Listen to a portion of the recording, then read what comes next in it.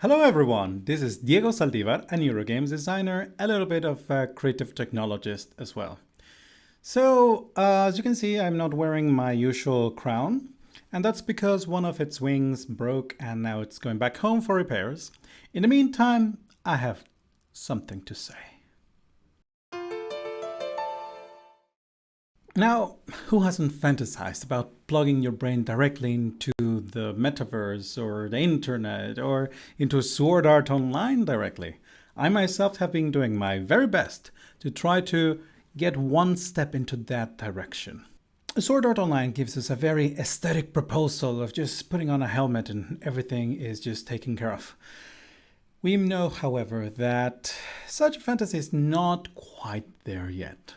Just last year, Grégoire Caton published in Frontiers in Computer Science that the use of brain-computer interfaces in games is not ready for the general public. He states that the hurdles for neurogames right now are lag, cost, cumbersome peripherals, and lack of game design and appealing graphics.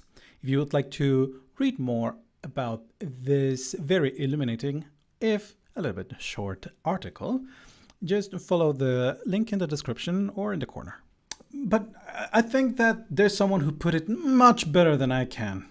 Gregory Ortega Zelaya puts it just like this. The reason we aren't just doing what they described in the Sword Art Online anime is that in real life, physics don't work the way they do in a book. Why are we using head-mounted displays, VR suits, and smell dispensers instead of brain stimulation for immersion? Because forget close or far, in the realm of externally interacting with our brains for sensory immersion, we haven't even started.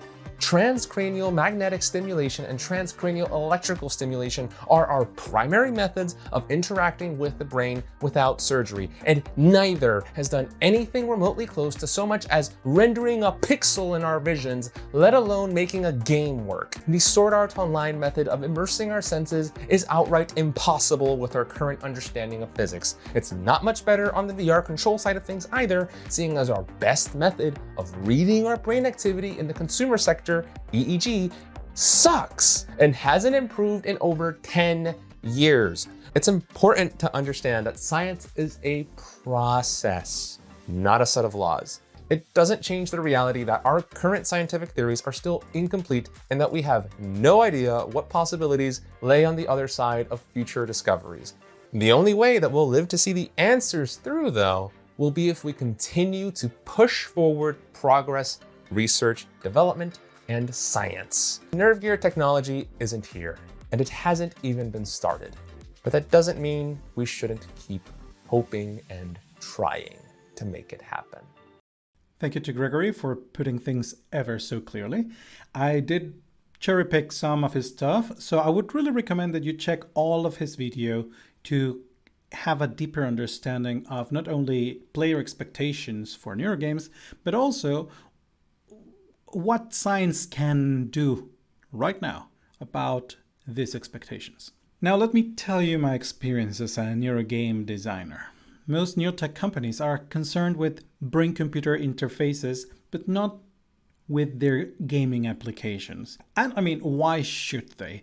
They are perfectly well aware that the money is with people with grants and big research budgets. Enterprising engineers concentrate on making their hardware function with MATLAB and JavaScript, not with C# and C++. Very few neurotech companies will ever consider gaming applications for brain-computer interfaces, and if they do, it's just mostly a gimmick for conferences. And I mean, speaking of which, those who do actually come up with a gimmick for a conference, they start with great promises of revolutionizing the future and bringing the technology one step forward. Now, usually these promises tend to follow two paths in my experience. They eventually drop support for developers, or they drop the project altogether to pursue much more profitable avenues. In most cases, game engine support is either poor or non-existent. Sadly, this game engine support very quickly falls into disrepair and it's not updated as it should, which means that you can only make Neuro games with old engines, if at all. Now, from The gamer's perspective, Thrillseeker demonstrates the lack of industry interest quite effectively with Looxid. Let's take a brief look. リンクスタート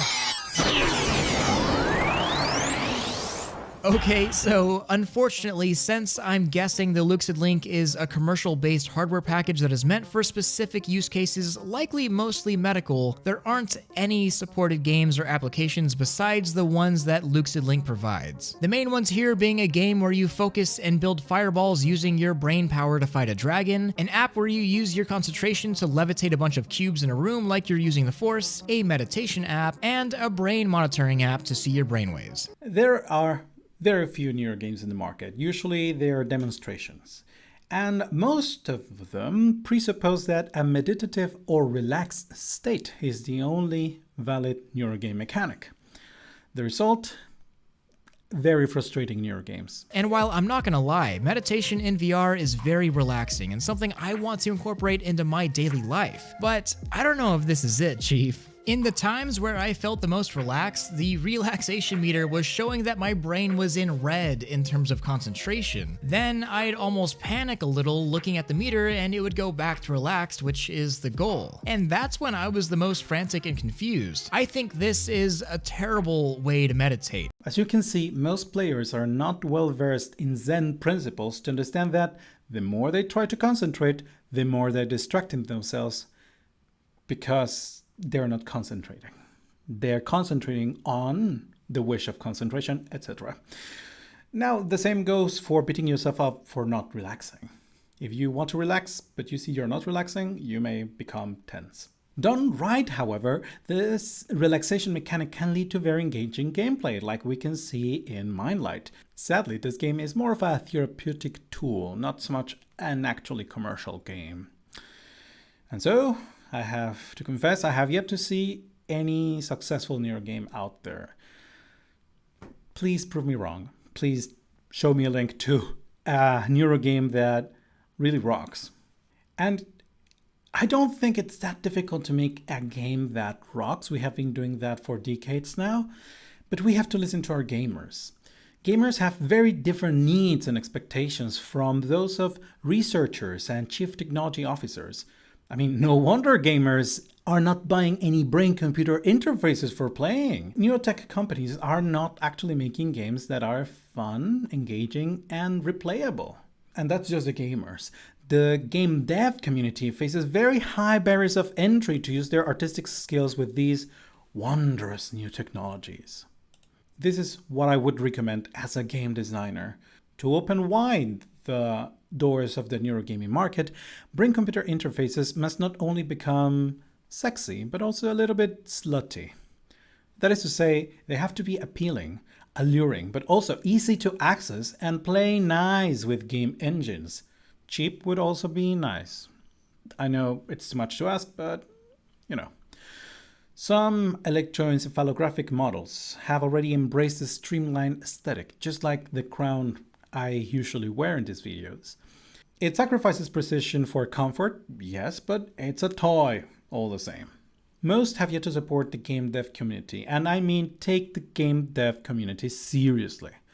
Not just give some open code and hope that someone will come up with an idea to connect your hardware to Unreal with a lot of APIs and libraries. We are only asking for a half-decent SDK in Unreal or Unity. That's all we ask.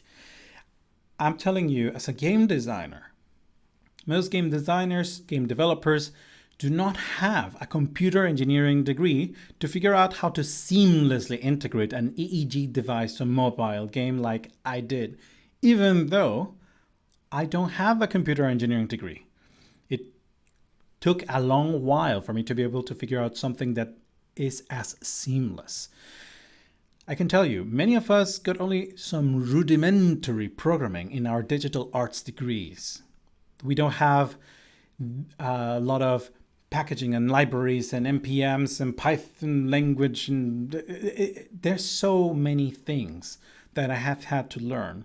Gamers will not have the patience necessary to be able to set up something for hours and hours on end just so they can have a 5-minute demo.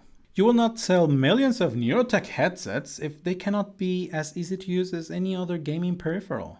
If it's not as easy to use as an Xbox controller or as a cell phone, they will not buy it, obviously.